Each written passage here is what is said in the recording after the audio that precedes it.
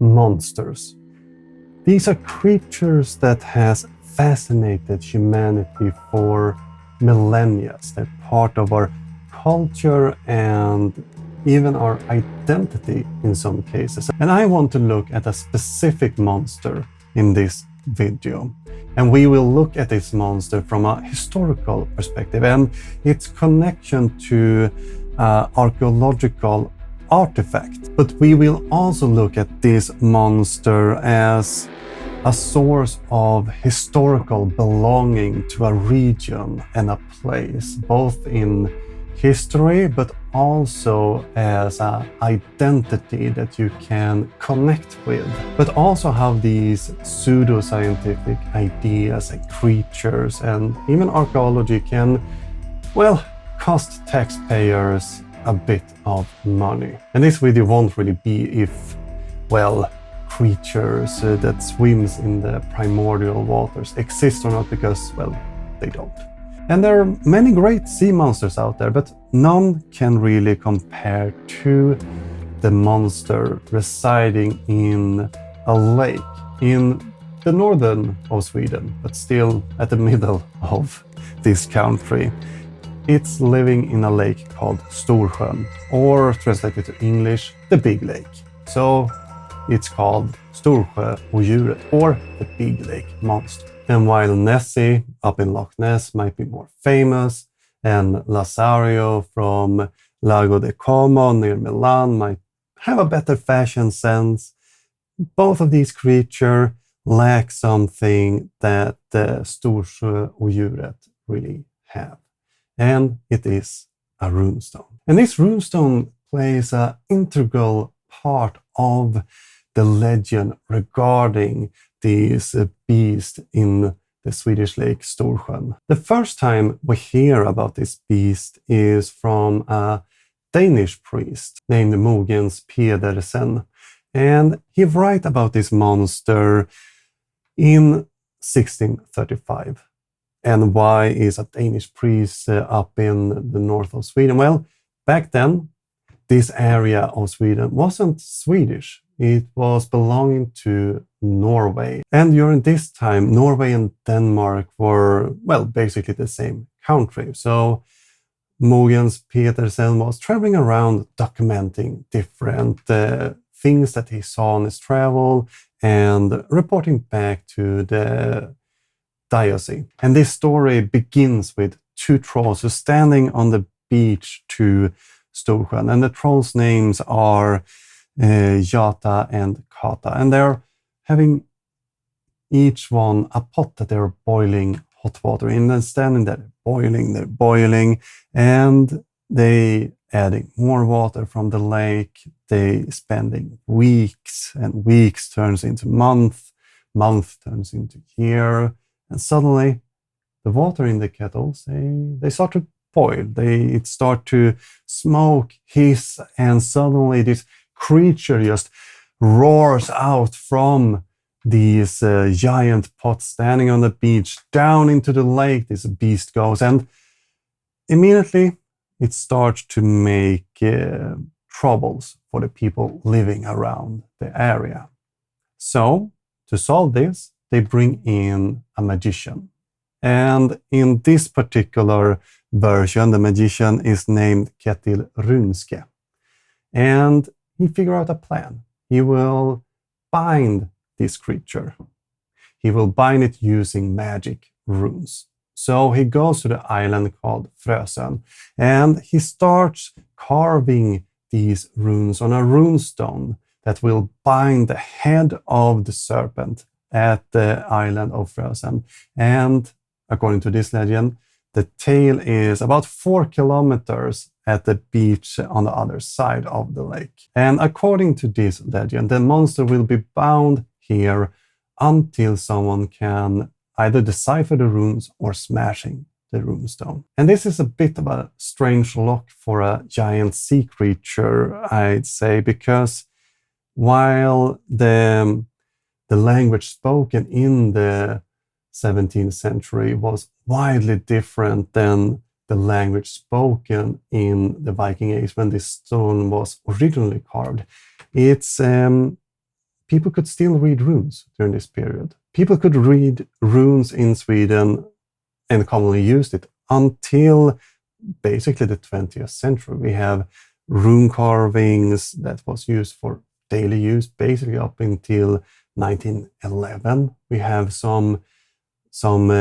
carvings actually dated to. And to explain why there was this serpent on this runestone, well, it was basically, in this version, a warning to people. So they would know that, well, there's danger here and they shouldn't play around with this. And that's also why we have Christian symbology on the stone. And this legend has become an integral part of both the identity and, well, the acceptance towards this legend in the local area.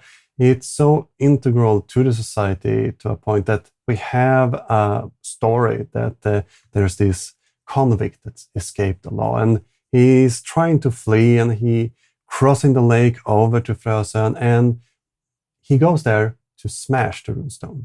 Why? Well, he hoped that the sea monster would help him escape his pursuer, help him escape the law. But this shows how integral this legend is in the local society. And if we look at the runestone, it becomes even more interesting in a sense. Now I have to come clean here. The runestones make no mention whatsoever of a sea monster. But it has other interesting aspects to it. First of all, it's the most northern runestone we have in Sweden. And it's really similar to other runestones we find across Sweden, especially the runestones we find in around Uppland or, well, modern Uppsala and Stockholm. It's in this area we actually find 40% of the world's runestones. And they have this formula written on them. Now we have to remember that most runestones in Sweden are memorials. They're dedicated to someone who is deceased by either the relatives or friends to kinda set the boundaries and show how important and rich the family is. Not everyone could really afford putting up a runestone, but those who could obviously did. And we can actually date the runestones. We can use the type of language written on the runestone, and we can also look at the style. So if we look closely at the head of this dragon we see on this stone, we notice that it has a very distinct layout. And this distinct layout is repeated across several other runestones. It's just like fashion or architecture. And this particular style is referred to as PR4, meaning that we can date this to being carved somewhere between 1050 and 1080 CE. And the text on the runestone goes like this. Östman, son of Gudfast, had this stone made and also constructed this bridge. He also Christianized Jämtland. Åsbjörn made the bridge. Tryn and Sten carved these runes. So this is a rather classic formula that we find on several other runestones. We have who it was made for and who made it. In this case, it's Östman who dedicated the stone to himself. It's not uncommon that the runestones actually are a bit of bragging material. We have, for example, one very influential family living in modern Uppland, who actually, well, we know that the family itself made about 20 runestones. 5 of these are made by a man called Jarla Banke, and he dedicated all these 5 stones, well, to himself while he still were alive, just to brag a bit about his influence and his, finances, basically. We can see the runestones as the Viking Age Instagram in a sense. But what's interesting with Östman here is that he says that his father is Gudfast or Godsteady, and that he let Christianize Jämtland. We also learned that he built a bridge, or he wasn't a builder, but he mostly financed it. Usually we see this in memorial runestones. And that is kind of connection, not just to show that you're rich, but also a connection between the pagan world and the Christian world. So in early Christianity, bridges was usually associated, especially in Sweden, with crossing to the next world. Now, this wasn't really a pagan idea, it was a pure Christian, but we see this coexistence of these pagan and Christian world here. But again, the serpent in this case is art style living in still very much alive in the Viking Age society, even if it started to move towards a more Christian aspect. And as I said, the stone is very important, both from a regional identity, but also from a historical perspective. And if you go to Storsjön, the largest city in the area, you will notice that the lake monster is basically everywhere. It can be found on garbage can, it's found on the tourism board logo, it's throughout the city, there's statues, there's everything. It's even part of waste managed education for children. It's part of, it's used for especially discussing regional identity and history with children in public schools in the area. So in a sense, it shows how this monster can be used to discuss very important topics with young children and make them engage. But there is a darker side to all of this. While the monster, if we, use it as it should be used, as a plot device merely. I mean, it isn't real, but it can still be useful to discuss important matter and create a sense of belonging that's not directly tied to nationality or regional politics. Everybody in Östersund love the monster, and everybody has a story basically that, they know someone who have seen it and all of that. So it can create something that's bigger than just regional identity and can let everybody participate in this identity. But said there is a darker side to all of this. And it can also waste a lot of taxpayer money. You see, state funding has gone to both promote its existence and, trying to catch it. And it's been going on for a very long time. The first time we actually see real money going from the state to, trying to catch the monster at least, was when the Swedish king, Oscar II, together with the Östersund township, created a company to try to catch the creature. And with the money they got, they, designed these traps.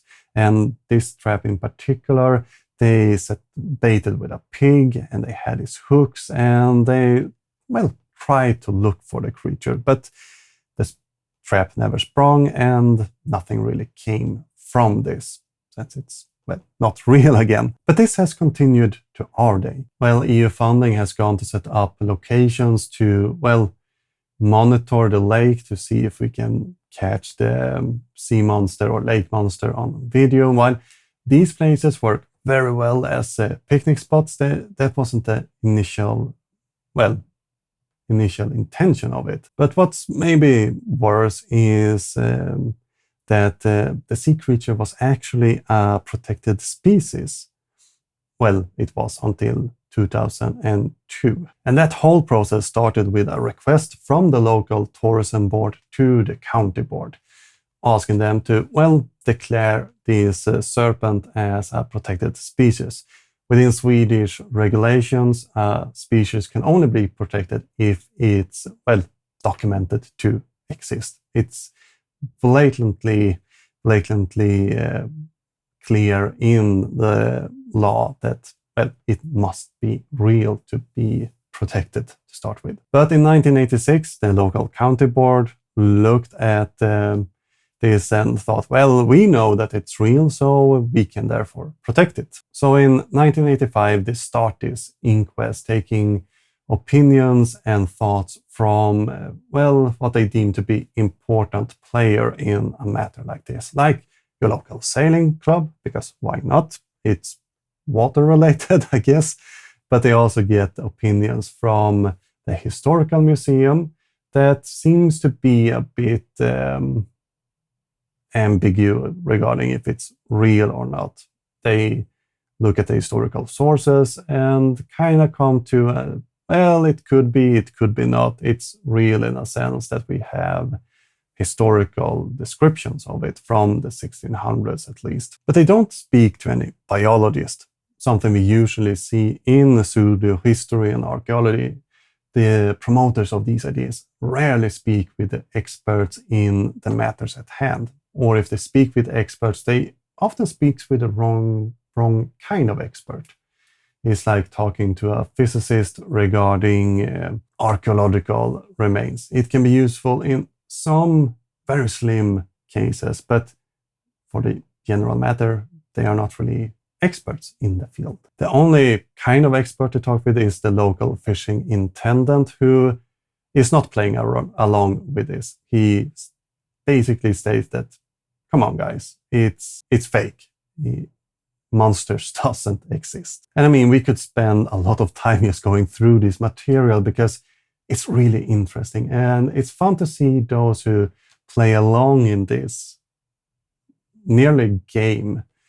It's like a children's game, but with politicians and real money going into this instead. But most of them play along. The fishing intendant does not play along.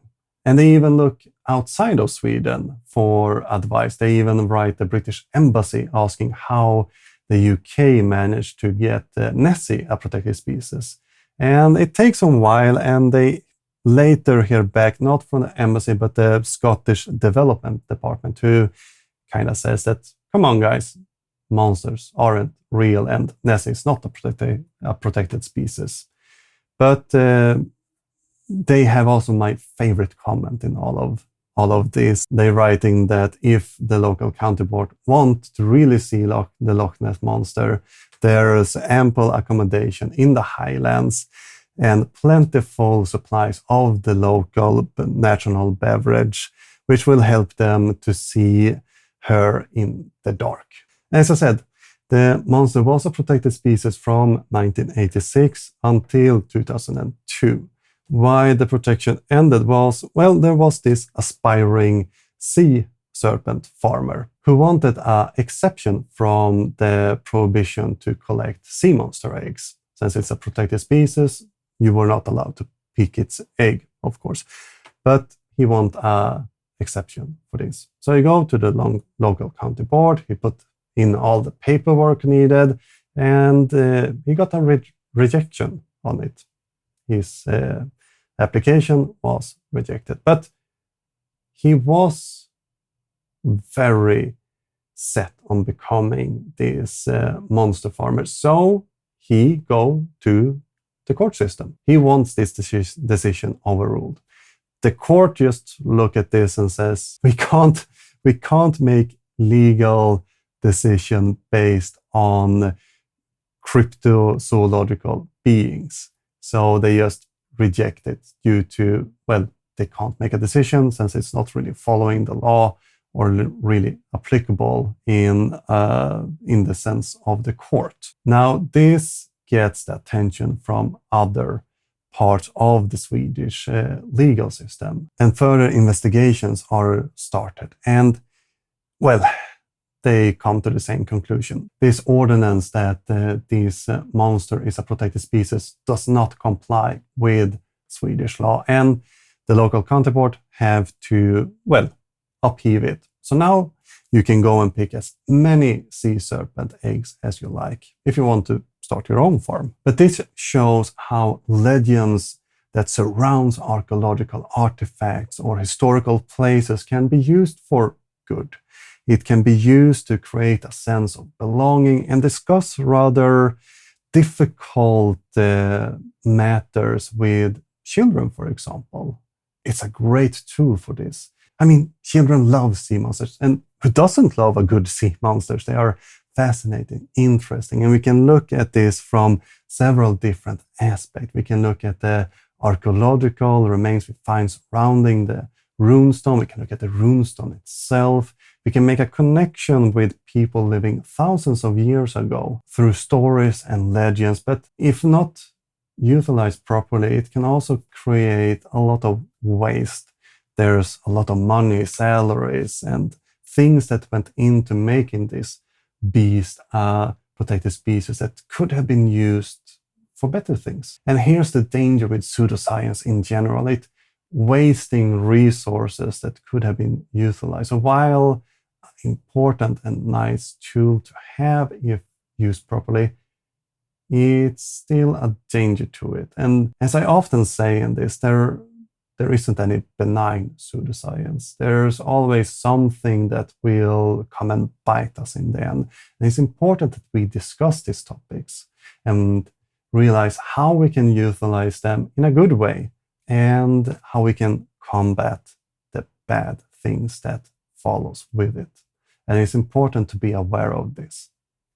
Thank you for listening, and feel free to support the show any way you can. I have a Patreon that you're more than welcome to sign up for, and make sure to catch the regular podcast where most of this content is presented. I don't always talk about monster. Sometimes I do, like the Montauk monsters in a previous episode. And before I will let you go, make sure to catch all the other great videos that's being published under Real Archaeology this weekend. A lot of great stuff coming up here, and while maybe not being about monsters, I think you will be able to learn and appreciate archaeology and history in a different sense. Hope to see you another time. Please take care of yourself.